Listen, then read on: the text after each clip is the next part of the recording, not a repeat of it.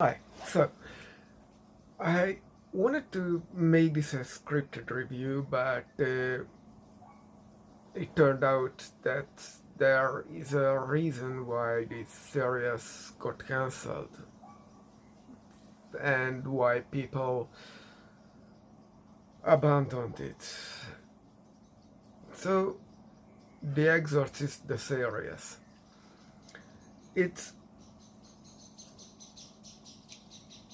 it's let's this over with.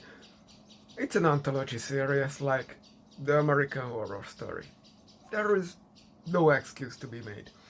So if you think you will get some kind of grand story and consistent consistency and all that, you won't get it. You can, pretty much the second season, everything throws away everything the first season built up and just does its own thing. Pretty much like Disney's return, the Star Wars trilogy. What was it, The Last Jedi, or whatever the second installment was? So they had to rescue it. Here they decided to just cancel the whole thing. It wasn't bad. It was pretty good, and they kept the main characters, actors, whatever you want to call it. But it's two separate stories which has nothing to do with each other. Let's get over the second one. The second one, both seasons were made very competently. It's good pacing, there is tension building, even though in the second it's pretty obvious what the story will be. There are good characters, good acting. The second has a bunch of children because it's a Camp Crystal Lake or whatever, and the kids are just residing in this foster home. Foster home is where you have a limited amount of children, and it's like rising them up with a foster parent, like animals, not living in the shelter. So the kids not living in under the child protection agency. Instead, they live at the foster parent's house, who's a private citizen. And the guy who is playing it, that Asian guy, I saw them with Kumar and whoever goes to eat in White Castle or whatever, he has a bunch of funny roles. Here it is a more dramatic scene, so and he's very good at it. He's a pulling name. There is Brianna Hildebrand, again a pulling name. Just the two I instantly recognized. So the cast is great. If you just want to see these actresses, great, go for it. But if you want to see again as one big The Exorcist series, no, that's not that one.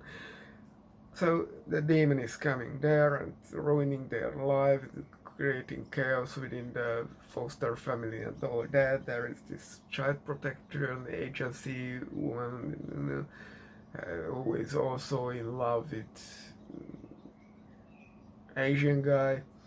I know it's half Asian, half white, American citizenship and all that, but get over it. And it's a very cliche season, you know what will happen. Although the initial twist is good, who has the demon and all that, and how this works. That's a very well written twist. Now the first season, first season is great. This is something like The Walking Dead season 1 or whatever, like Supernatural season 1 to 6 or whatever, where for me, supernatural was building up until the prior primeval beasts what ate everything, including themselves. And I even like the season after that where it was like, yeah, we got over the big bad boss, we saved the world. Now what? It's kind of an epilogue season for me. Then it's just dragged on, whatever. But you get this feeling, this supernatural feeling from this second season. Now the first season is, there is this family and someone gets possessed. We know gets possessed primarily, but it looks like the whole family gets possessed, except the mother, who is kind of the main protagonist of the season. You know, and the whole family is kind of the protagonist, but she's the protagonist, late protagonist, whatever. I think the woman is from American Horror Story, but don't throw stones at me if she isn't. But I think I recognized her, so there are a couple of faces to be recognized, and uh, you see the build up that you start with this little core family, and you build up towards this we will kill the Pope, take over the Vatican and the entire world, and yada yada yada. Now, on the other hand, here comes my problems with all of this, because yeah, so the first third half of the season, we built up that okay, she is possessed, then oh, she's possessed too, and he's possessed too, and oh yeah, oh, everybody's possessed on the street. A bunch of people are possessed. But then, no, it's just one person is possessed because they retconned it. Seemed like they are winging it, writing while shouting the whole thing. That was not a good sign. I expected something from, a religious product, but so I got over it. The production value is great, and if the second season had continued this story, this taking over the world, infiltrating the Vatican while in the middle of this, the or Exorcist. Actually, we have a team of two exorcists uh, catching up to the level of the threat.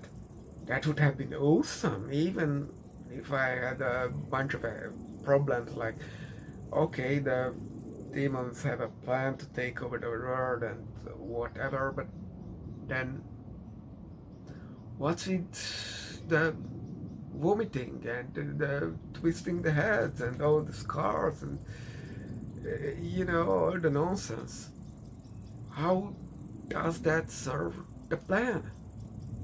Because if you have a plan, then you have to constitute your premise. So, okay, we are cutting out organs, but then what? There is this cabal, rich people are serving the demons, and they are always summoning demons, and you have to kill one person to summon one demon, and so I thought, and they have a bunch of corpses in the closet, so it was okay. They are summoning or preparing to summon Lucifer himself, so they need a bunch more components for a big summoning. So this won't be just one usual summon. But then, no, they summon a demon and one of them got possessed. I mean permanently, because if you voluntarily accept the demon into you, then the possession is permanent. And yeah, then why you ha- you are like 12 and you have like 60 corpses, so what is going on?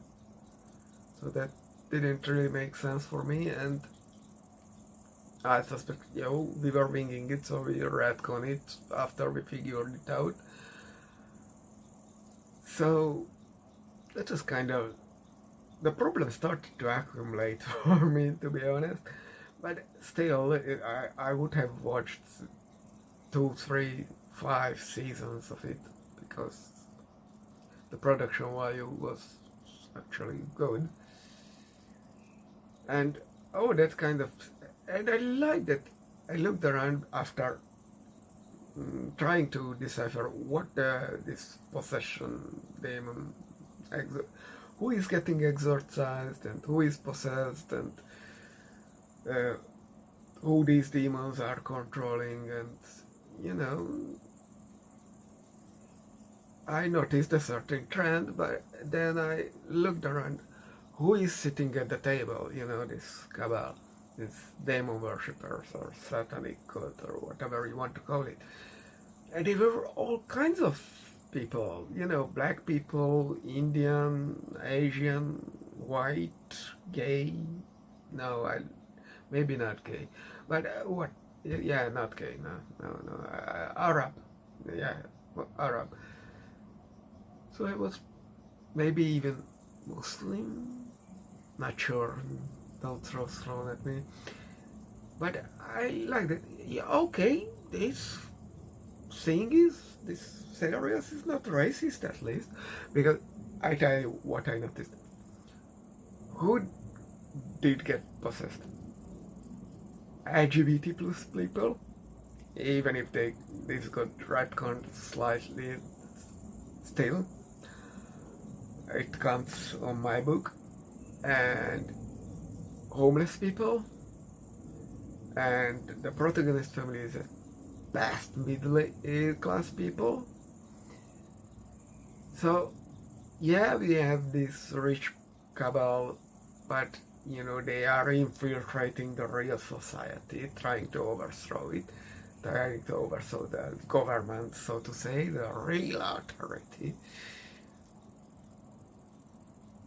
And I was, yeah, this is a pretty Christian thing. I see what a Christian person would like in this, because the privileged people, the God's chosen rich white people, okay, not white, but I kicking down the tight poor pleb. So yeah, that's something Christian would like, and I at least can understand the theme. Now, maybe one last thing. Why would someone want a demon to be possess them? It's kind of emerging, but the demon is dominant, but they call it you get erased or whatever. It's kind of semantics. What you get out from this? You stay healthy, potentially immortal, but who knows?